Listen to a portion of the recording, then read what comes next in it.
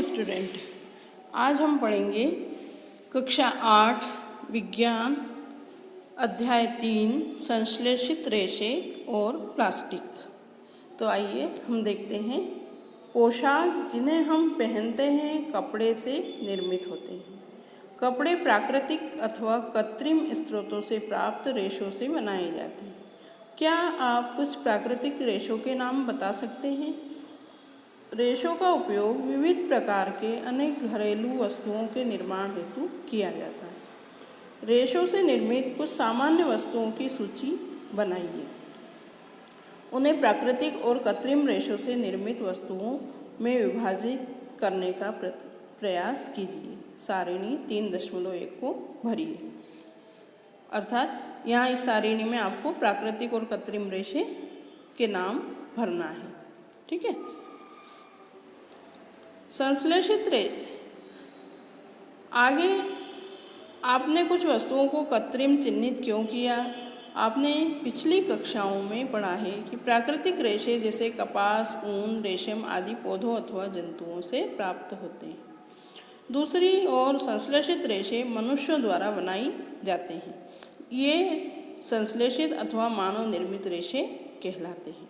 अर्थात जो हमें जंतु और पौधों से प्राप्त होते हैं वे प्राकृतिक रेशे, और जो मनुष्य द्वारा निर्मित होते हैं वो संश्लेषित रेशे कहलाते हैं।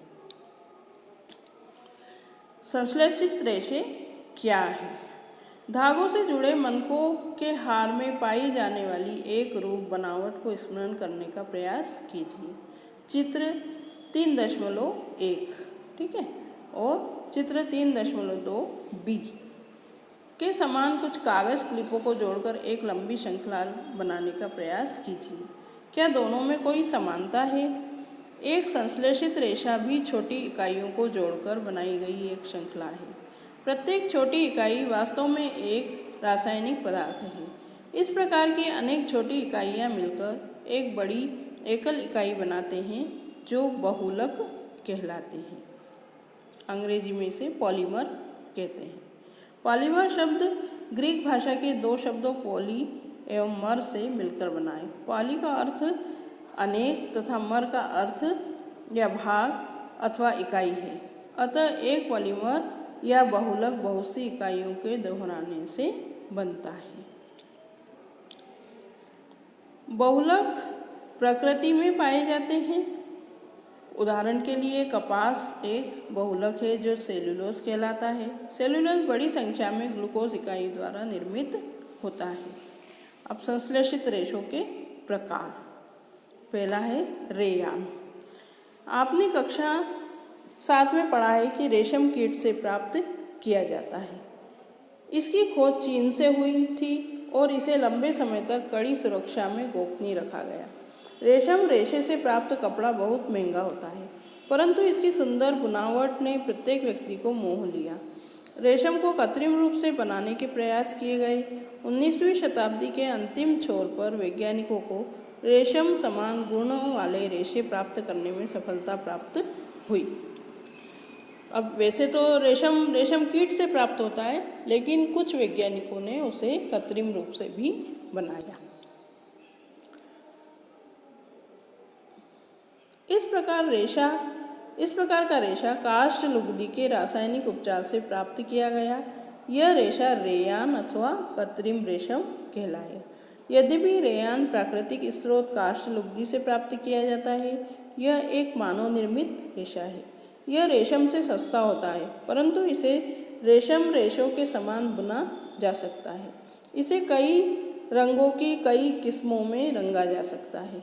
रेयान को कपास के साथ मिलाकर बिस्तर की चादरें बनाते हैं अथवा ऊन के साथ मिलाकर कालीन या गलीचा बनाते हैं। अर्थात वैज्ञानिकों ने रेशम को कृत्रिम रूप से भी बनाया, जिसे रेयान कहा गया। अब आता है नायलॉन।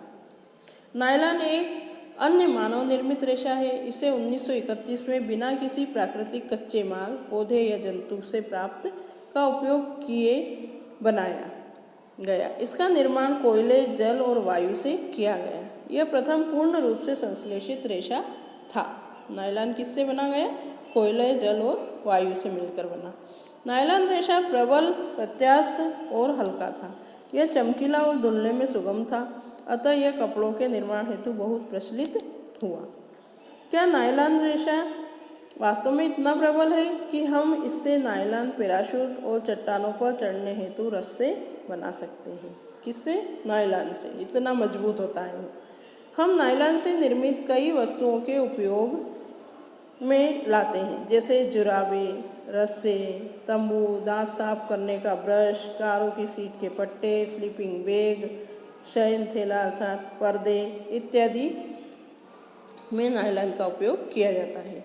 नायलॉन का उपयोग पैराशूट, ठीक है, जब हवाई जहाज से नीचे उतरना होता है कहीं जंगलों में तो पैराशूट का उपयोग किया जाता है, तो नायलॉन का उपयोग पैराशूट बनाने में किया जाता है। और चढ़ने में, चट्टानों पे चढ़ने में जो रस्सी काम में लाई जाती है उसमें किया जाता है। ये आप चित्र में देख रहे हैं ना, ये इधर रेयान से निर्मित वस्तुओं के चित्र हैं, गलीचे हैं, है ना, पर्दे हैं ये, और नायलॉन से ये जुराबे अर्थात आपके मोजे, ठीक है ना, ये आपके मोजे, रस्सी है, ये ब्रश है, पर्दे हैं, ये सब किससे बने? नायलॉन से। और चट्टानों पर चढ़ने हेतु रस्सों के निर्माण में भी किया जाता है।